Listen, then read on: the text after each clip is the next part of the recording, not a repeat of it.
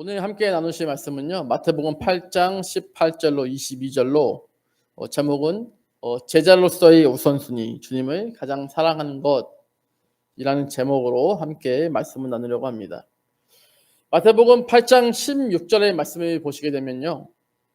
예수님에 대한 소문을 듣고 각처에서 귀신 들린 많은 사람과 병자들이 예수님께 나와오게 됩니다. 그리고 그러한 사람들이 18절에 무리를 이루고 있다라고 말씀하고 있습니다. 예수님은 이 무리를 둘러보시고 자신의 제자들에게 그곳을 떠나 건너편으로 갈 것을 명령하셨습니다.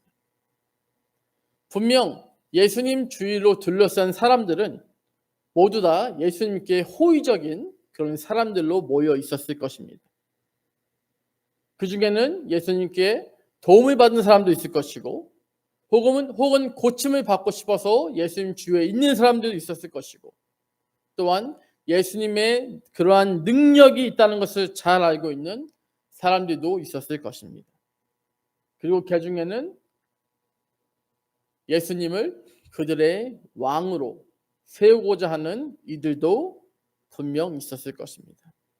그런데 예수님은 바로 그 자리에서 떠날 것을 말씀하셨습니다. 왜냐하면 예수님이 있으셔야 할 자리는 사람들의 환심을 사고 사람들이 세워주는 자리가 아니었기 때문입니다. 예수님이 있어야 할 곳은 하나님의 인도하심을 따라 사는 삶이었고 결국은 십자가 위에서 쏟으신 생명으로 말미암아 세워져야 할 하나님의 나라이기 때문입니다.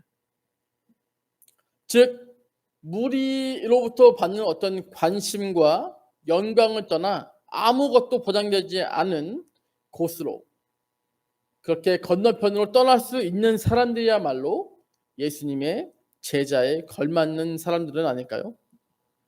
분명 건너편에는 아무런 영광이나 아무런 것도 보장되어 있지 않습니다. 그러나 한 가지는 반드시 있을 것인데 그것은 바로 예수님 자신입니다. 아무것도 없는 빈손이지만 그곳에 예수님이 함께 하신다는 것. 그것 자체로도 우리에게 소망이지 않습니까?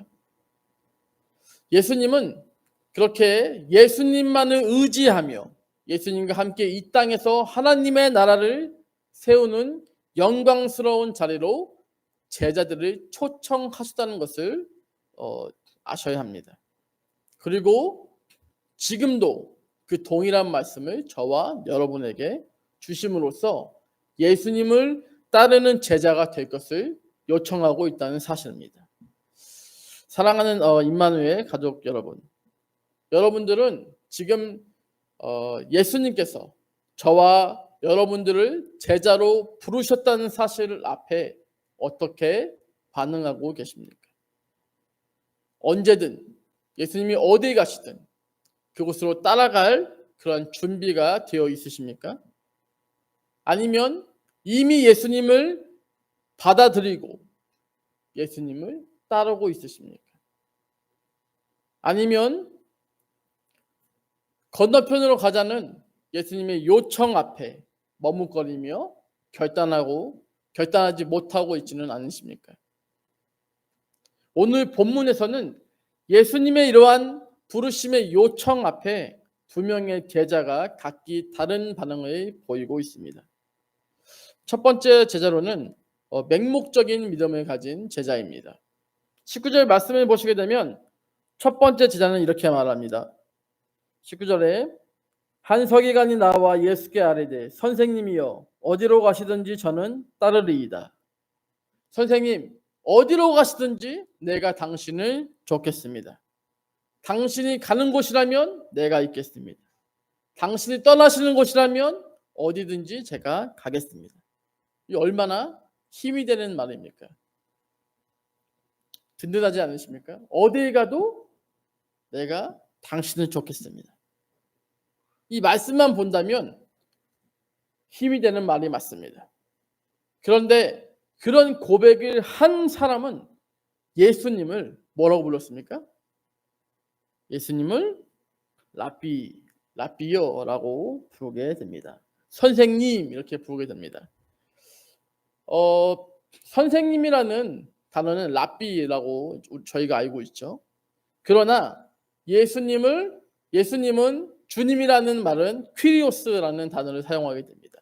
근데 이 랍비는 예수님을 주님이라고 부르지 않고 선생님으로 부름으로 인해서 예수님은 본인에게 좋은 가르침을 주는 랍비 정도로만 생각하고 있는 것을 염두에 두셔야 한다는 것입니다. 즉 그가 예수님을 좇는 이유는 예수님이 그의 인생의 메시아가 아닌 단지 좋은 스승이기 때문에 그를 좇는다는 사실을 본문을 통해서 확인할 수가 있다는 것입니다. 그렇다면 우리는 어떻습니까? 우리는 예수님께 우리의 삶을 주관하시도록 우리의 삶의 주권인 오너십을 내어드리셨습니까? 아니면 그것을 내어드리기에 아직 머뭇거리는 그런 단계에 계십니까? 우리가 우리의 인생의 주인이 되고 예수님은 단지 우리가 버려놓은 일들을 수습하고 우리에게 축복을 주는 그러한 존재 정도로만 생각하고 있지는 않으신지 생각해 보아야 한다는 것입니다. 예수님이 우리의 메시아고 우리의 주인이신지 아니면 그냥 좋은 스승이신지 이것부터가 바로 세워져야 할 것입니다. 그리고 예수님이 우리한테 어디를 가자라고 이렇게 명령하시면 우리는 그분의 뒤를 쫓아야 합니다. 이것이 온전한 주님을 따르는 그러한 사람들이라는 것입니다. 또 한편 제자는 스승이 가는 장소를 보고 그곳을 가네마네하는 사람들이 아닙니다. 앞서 가시는 분을 보고 뒤따르는 것입니다. 그러기 위해선 스승을 향한 온전한 이해와 신뢰가 있어야 합니다. 이것을 우리식 표현으로 하자면 믿음이 있어야 하는 것입니다. 믿음은 앞서가는 일을 알고 그분을 뒤따르는 것부터이기 때문입니다. 그런데 이어지는 예수님의 대답을 보면 예수님은 이 제자를 칭찬하시는 것이 아니라 오히려 비유로서 이 제자의 실제적인 현 상태에 대해서 말씀하고 계십니다. 20절 말씀입니다. 예수께서 이르시되 여우도 굴이 있고 공중의 새도 거처가 있으되 인자는 머리 둘 곳이 없다 하시더라.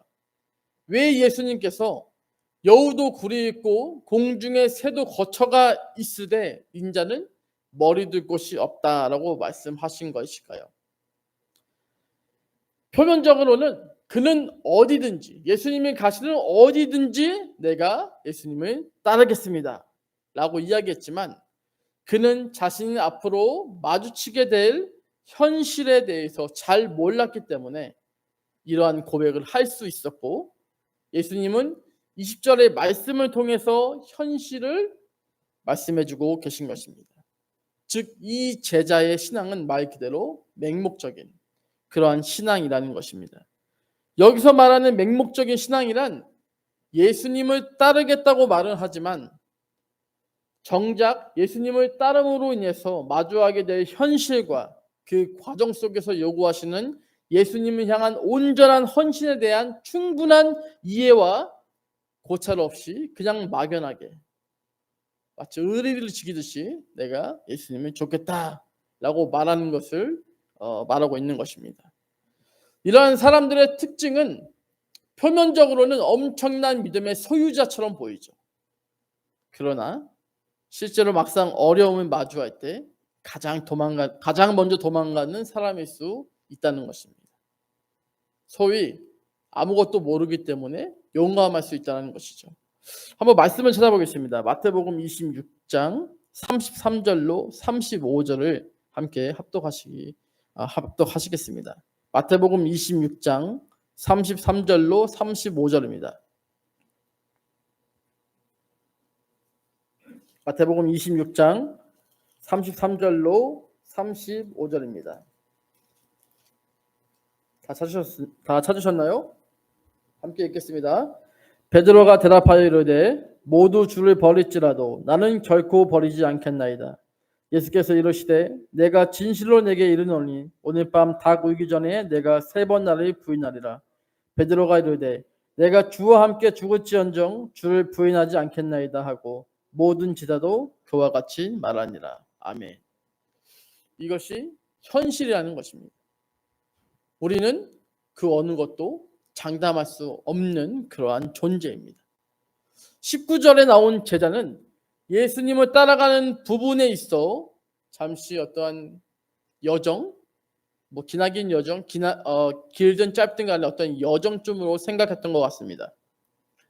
어떠한 새로운 가르침을 위한 여정 정도로만 생각한 대목입니다. 아직 그의 기준에서 예수님은 단지 새로운 가르침을 전하시는 선생님 정도에 머물러 있습니다. 그러나 예수님의 제자가 된다는 것은 새로운 가르침을 배우고 그 새로운 가르침을 통해서 세상을 변화시키는 것에 있습니다. 즉 하나님의 나라를 같이 세워가는 것, 거기에 있다는 것입니다. 사랑하는 임마누엘 가족 여러분, 하나님께서 수많은 사람들 중에 여러분에게 믿음을 주신 것은 단지 우리에게 구원을 주시기 위함이 아닙니다. 여러분을 통해서 그 구원의 소식이 세계 곳곳 열방에 전해주고 하나님 나라와 가치관으로 세상을 변화시키기 위함이라는 것입니다.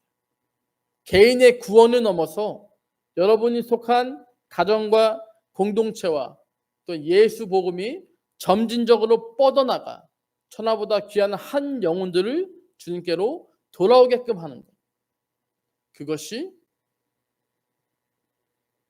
하나님께서 우리에게 구원을 주신 이유입니다. 누군가는 말합니다. 어떤 목사나 선교사만이 선교를 할 수 있다고 이렇게 생각하시는 분들이 많습니다. 그러나 의외로 많은 열방에는 목사이고 선교사이기 때문에 들어가지 못하는 땅들이 굉장히 많습니다. 하나님께서 우리에게 주신 여러 가지 각기 다른 재능과 달란트가 있지 않습니까? 그것들을 꼭 필요한 곳에, 우리의 도움을 필요로 하는 그곳에 전문인 사역자로서 그곳에 나가서 그들에게 예수의 복음을 증거할 수 있다는 것입니다. 제가 아는 어떤 선교사님 계신데 그분이 저희가 속해 있는 그 남쪽 선교사 남부루선 선교사 협회에 들어와 계십니다. 저희 협회에 들어오시려면 조건이 하나가 있는데 한국 사람이어야만 합니다. 한국 사람. 근데 그분은 중국인이에요. 중국인이신데 저희 쪽에 들어와 계십니다. 그분이 엄밀히 얘기하면 저희 선교사 협회 들어오실 수가 없죠. 왜냐하면 한국인이 아니기 때문에요. 아무리 한국말을 쓴다 하더라도요. 근데 그분이 들어오는 거에 있어서 가장 우리가 후한 점수 준 것이 무엇이냐면 이분은 중국에 계셨을 때도 북한 사역을 하셨어요. 북한에 실제로 가셔서 그 북한 사람들과 함께 그렇게 사역을 했습니다.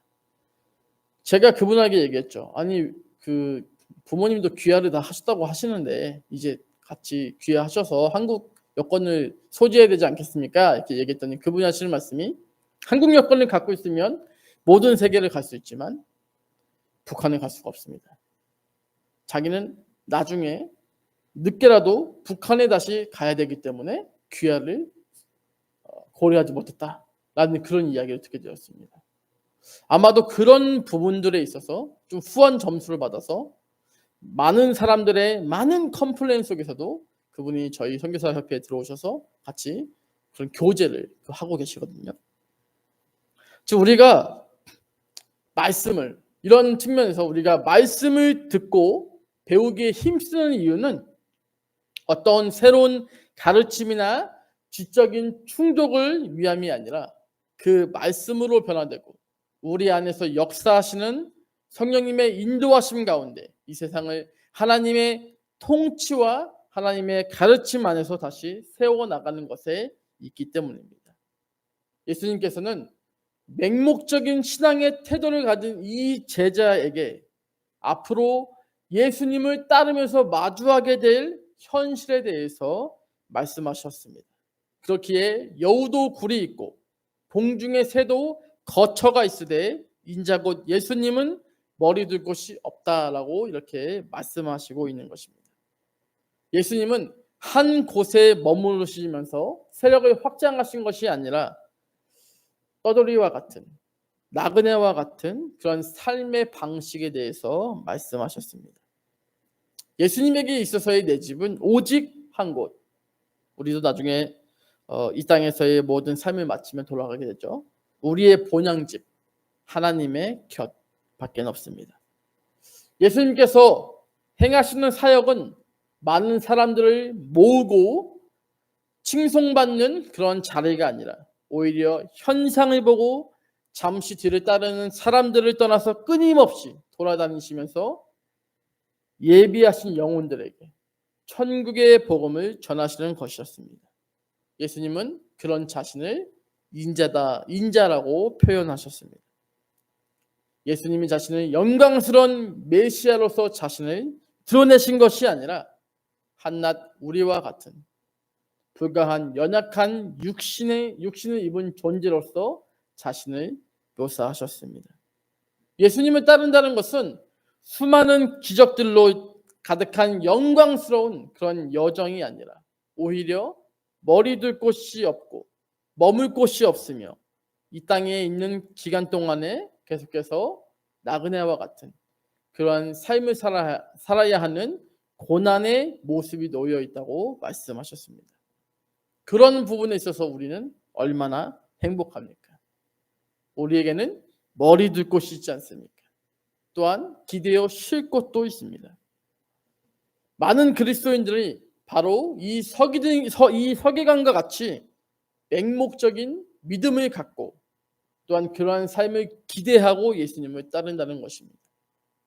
예수님을 따른다는 것은 머리 둘 곳이 없는 삶이라는 것을 기억해야 합니다. 제자의 삶은 언제든지 수가 틀리면 돌아가면 되는 그런 삶이 아닙니다. 적당히 믿음 생활을 하는 것이 아니고 그 사람이 적당히 그렇게 믿음 생활을 하는 것은 그러한 방식들은 그 사람이 예수님의 제자가 아니라는 것을 확증하는 그런 것입니다. 그런 것들을 증명하는 것입니다. 제자의 삶은 이제 돌아갈 곳이 없으며 오직 예수를 쫓는 것 외에는 다른 길이 없다라는 확신 가운데서 예수님을 쫓는 것입니다. 분명 예수님께서 우리에게 이 땅에 머리 둘 곳이 없다라고 말씀하셨습니다. 그러나 우리가 잘 아는 것과 같이 부활하신 예수님께서는 그의 머리를 하늘 가장 높은 곳에 두시고 영광 중에 거하십니다. 예수님을 좇는 이 제자의 삶은 이 땅에서 받을 영광은 적을지 모르지만 하늘에서 받을 영광과 상급은 세상에서 받는 그것과 반비례해 받는다는 것을 기억하시기 바랍니다. 그렇다면 우리는 그렇게 썩어질 것을 위해서 사시겠습니까? 아니면 썩지 않고 해하지 않은 것을 위해서 사시겠습니까? 많은 사람들이 맹목적인 신앙의 범주에 머물러 있는 이유는 예수님이 누구신지 잘 모르기 때문입니다. 이제 두 번째 제자가 등장하게 됩니다. 그는 예수님께 이렇게 요청합니다. 21절의 말씀입니다. 제자 중에 또 한 사람이 이르되 주여 내가 먼저 가서 내 아버지를 장사하게 허락하옵소서. 또 다른 제자는 예수님을 선생님이 아니라 주님이라고 말씀하고 있습니다. 분명 예수님에 대한 보다 깊은 이해를 가진 사람입니다. 단지 가르침을 배우기 위해 예수님을 좇는 것이 아니라 이 사람은 자신이 예수님을 섬기는 자라고 생각하고 있습니다. 따라서 오늘 성경은 두 번째 제자의 모습을 통해서 제자로서 예수님을 섬기는 자세에 대해서 말씀하고 있음을 알 수가 있습니다. 이 제자는 예수님께서 건너편으로 가자고 했을 때 가고자 하였으나 한 가지 마음에 걸리는 부분이 있었습니다. 그것은 바로 아버지의 장래의 문제였습니다. 표면적으로 볼 때 이 제자의 요청은 분명 정당한 것으로 보입니다. 왜냐하면 자식된 도리로서 마땅히 다해야 할 의무이며 그 의무는 감사와 존경의 표현이기 때문입니다. 어느 누구도 이것을 소홀히 할 수 없고 또 소홀히 해서도 안 되는 것입니다. 십계명의 5계명, 십계명의 1부터 4까지는 하나님에 대한 것이고 5계명부터 10은 우리에게 주신 계명인데 5계명 중에서 제일 첫 번째 계명이 내 부모를 공경하라라는 말씀이 있지 않습니까? 돌아가신 부모님의 장례를 간과하는 것은 분명 말씀에도 많이 벗어난 것입니다. 이 제자는 이러한 중요한 절차를 놓고 예수님 앞에 허락하시옵소서라고 간곡히 말하고 있습니다. 그런데 이어지는 예수님의 대답이 조금 의외입니다. 마태복음 8장 22절의 말씀입니다. 예수께서 이르시되 죽은 자들이 그들의 죽은 자들을 장사하게 하고 너는 나를 따르라 하시니라. 아멘. 분명 예수님은 장례를 치르는 것보다 지금 자신을 따르는 것이 더 중요하다고 말씀하고 있습니다. 왜 그러셨을까요? 여기서 우리는 이 사람이 말한 장례의 상황에 대해서 다시 한번 생각해 봐야 합니다. 과연 이 제자가 말하는 아버지의 장례를 치른다는 것이 장례를 핑계로 삼아서 예수님을 따르지 않는 것인지 아니면 정말로 자녀된 본분을 다하겠다는 것인지 말입니다. 그리고 만약 그가 사실이라면 왜 예수님은 이렇게까지 그에게 말씀하셨는지에 대해서도 한번 생각해 보아야 합니다. 조건을 제가 1, 2로 나눴습니다. 조건 1은 아버지를 장사하게 될 때, 저는 아직 그런 경험은 없습니다만 아버지를 장사하게 될 때 장례를 치르는 절차와 또 거기에 들어가는 많은 시간들이 또 소요되지 않습니까? 그런 것들을 다 통틀어서 이 제자는 주님께 아버지에 대한 모든 장례의 절차와 유산 상속까지도 다 처리하고서 내가 주님을 따르겠다라고 말하는 것입니다. 그것이 조건 1입니다. 조건 2는 만일 아버지가 돌아간 것이 아니라면 이 제자의 말은 이미 아버지가 연로하시거나 혹은 병환 중에 있으신 아버지를 끝까지 돌보며 자녀된 도리와 책임을 다 한 후에 어느 정도 상황이 조금 안정이 되면 그때 내가 예수님을 따르겠다라는 그러한 말일 것이라는 것입니다. 조건 1과 조건 2가 다르다는 것을 알고 계시죠? 물론 그런 아버지의 장례까지의 얼마의 시간이 소요되는지에 대해서는 편차가 있기 때문에 다 다를 것입니다. 가정마다. 그러나 모든 것을 다 감안한다 할지라도 이 제자가 아버지를 돌보겠다는 요청은 분명히 정당한 요청입니다. 잘못된 것이 아니라는 것입니다. 그러나 예수님은 너는 나를 따르라 라고 말씀하셨습니다. 예수님은 이 모든 상황을 그 말씀을 한 제자보다 더 잘 아셨을 것입니다. 그러나 예수님은 그에게 자신을 따르라고 말씀하고 있다는 사실입니다. 왜 그러셨을까요? 과연 얼마나 큰 뜻이, 큰 대의가 있기에 무엇이 자녀로 하여금 아버지를 돌보는 것보다 또는 가정을 돌보는 것을 등한시할 만큼 예수님을 따르라고 말씀하는 것일까요? 이어지는 예수님의 말씀을 보겠습니다. 죽은 자들을 장사하도록 허락하라.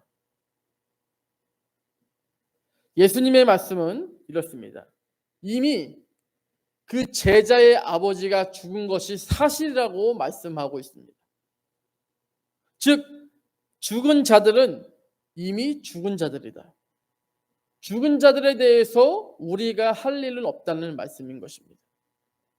또한 죽은 자들이라는 말씀에서는 그것이 육체적으로 죽은 사람들뿐만 아니라 영적으로 죽은 자를 포함한다는 것입니다. 즉 영적으로 죽은 자들, 곧 진리이신 예수님을 알지 못하는 사람들이 육적으로 죽은 자들의 장례를 치르게 하라라는 말씀이라는 것입니다. 영적으로 죽은 자들은 많죠. 그러나 반대로 영적으로 산 자들도 있습니다. 그리고 영적으로 죽은 자들을 살리는 것이 바로 예수님의 사역이셨습니다. 예수님의 말씀은 장사를 지내는 것, 장사를 하는 것 자체를 부정하신 것이 아니라 누군가는 그 장래에 대해서 책임을 져야 합니다. 그런데 그 일은 영적으로 죽은 자들도 할 수 있는 일이라는 것입니다. 하지만 예수님께서 앞으로 이 땅에서 행하실 일들은 죽은 자를 살리는 것이었기 때문에 이것은 오직 영적으로 살아있는 자들만이 할 수 있는 일이고, 예수님께서는 이것이 더 귀한 일이며 이것을 위해서 제자를 삼으셨다고 말씀하는 것입니다. 그러나 모든 사람이 이러한 일을 위해서 부르심을 받지는 않았습니다. 아직 세상에는 영적으로 죽은 자들이 더 많이 있습니다. 그러나 예수님은 제자들의 삶, 그리고 부르신 우리 모든 믿는 자들의 삶은 죽음을 준비하는 삶이나 죽은 자를 돌보는 삶이 아니라 죽은 영혼을 구하는 삶이라고 말씀하고 있다는 사실입니다. 이 사명을 위해서 저와 여러분들을 죽음에서 구원하셨습니다. 믿으십니까? 이 제자는 매우 현실에 충실한 사람이었습니다. 좋은 자녀가 되고 싶었습니다. 가정을 잘 부양하기를 원했습니다. 물론 귀하고 중요한 일입니다. 그러나 이 말은 하나님을 알지 못하는 사람들도 얼마든지 할 수 있습니다. 오늘 말씀을 준비하면서 제가 잠시 이렇게 묵상에 빠졌습니다. 제가 여기에 이제 가로로 해놓고 이제 별 표시를 한 게 있습니다. 먼저 제가 이 말씀 드리겠습니다. 목사를 자녀나 사위로 둔 양가 부모님들에게 섭섭한 위로의 말씀을 미리 전합니다. 목사들은 성도의 경조사는 다 지킵니다. 만약에 성도님의 어머님 부친상이나 모친상이 이제 일어나게 되면 서울에서 저기 해남 남해 끝까지라도 그곳까지로 가서 문상을 다 다녀옵니다. 그러나 자신의 가족의 경조사를 챙기지 못하는 부분들이 덜어 있습니다. 저도 어렸을 때 목사의 가정에서 태어났기 때문에 그런 부분이 매우 싫었습니다. 나는 굶고 있는데 우리 부모님은 그 남의 남은 아니죠. 성도님들의 어떤 그 가정 신방하고 이런 부분들, 나는 헐벗고 있는데 그 아이들 뭐 이렇게 옷도 사주고 이런 부분들, 그런 것들이 좀 어렸을 때 좀 싫었던 적이 있었던 것 같습니다. 그런데 오늘 말씀을 통해서 확실하게 이런 부분에 있어서 이해가 되었습니다. 그리고 그렇게 생각했던 지난날의 저의 행동에 대해 회개를 하게 되었습니다. 우리 부모님이 그렇게 하셨던 이유는 바로 우선순위의 문제였다는 것을 알았기 때문입니다. 제자로서의 우선순위는 그 무엇보다 주님을 가장 사랑하는 것에 있기 때문입니다. 주님을 사랑하기에 다른 것을 미워하는 것이 아니라 주님에게 맞춰져 있다는 것을 제가 오늘 말씀을 통해서 묵상했기 때문에 말씀드릴 수 있는 것입니다. 하나님께서는 오직 하나님을 아는 사람들만이 할 수 있는 일에 여러분을 참여하게 하시기 위해서 우리를 부르셨다는 것을 꼭 기억하시기 바랍니다. 말씀의 결론을 맺겠습니다. 오늘 말씀에서 예수님의 제자라 불리는 두 인물이 등장했습니다. 그러나 결론적으로 그 둘은 참 제자가 아니라는 것이 드러나게 됩니다. 첫 번째는 맹목적인 신앙을 가지고 있었고, 두 번째는 현실 우선, 지향적인 그러한 신앙을 가지고 있었습니다. 이것은 제자의 삶의 방식이 아닙니다. 히브리서 기자의 고백처럼 히브리서 12장 2절의 말씀입니다. 믿음의 주요 또 온전하게 하시는 이인 예수를 바라보자. 그는 그 앞에 있는 기쁨을 위하여 십자가를 참으사 부끄러움을 개의치 아니하시더니 하나님 보좌 우편에 앉으셨느니라. 아멘. 이미 우리를 위해서 천국의 거처를 마련하시고 죽음 뒤에 영광의 보좌 위에 앉아 계신 주를 바라보고 담대히 나아가는 하나님의 기적, 임마누엘 교회 성도님들이 되시기를 주님의 이름으로 축원드립니다. 함께 기도하시겠습니다. 하나님 감사합니다. 또 오늘 밤도 이렇게 불러주시고 주님께 나아오게 하신 은혜에 감사를 드립니다. 하나님, 우리는 하나님의 은혜가 없이는 단 하루도 살아갈 수 없는 존재입니다. 하나님의 은혜가 우리의 교회에 충만케 하시고 가정에 충만케 하시고 우리가 하는 일마다 가는 곳마다 만나는 사람들마다 하나님의 은혜로 충만케 채워 주시옵소서. 올바른 우선순위를 잘 세워 갈등하지 않게 하시고 주님께 착한 종이라 칭찬받는 교회와 가정이 다 되게 인도하여 주시옵소서. 인생을 살며 오직 예수님과 복음만을 진리로 전하는 복된 주의 자녀들 되게 인도하여 주시옵소서. 함께하여 주시면 감사하며 예수님 이름으로 기도합니다. 아멘. 이제는 우리 주 예수 그리스도의 크신 은혜와 하나님 아버지의 무한하신 사랑과 성령님의 감동감화 교통하심이 오늘 금요일 주님 앞에 나와 예수님의 이름으로 선포하며 기도하는 주의 백성들 머리 위에, 그들의 가정과 자녀들 위에, 땀 흘려 일하는 믿음의 기업 위에, 우리 임마누엘 교회와 이 땅 필리핀과 조국 대한민국 위에 지금부터 영원까지 함께 하시길 간절히 축복하옵나이다. 아멘.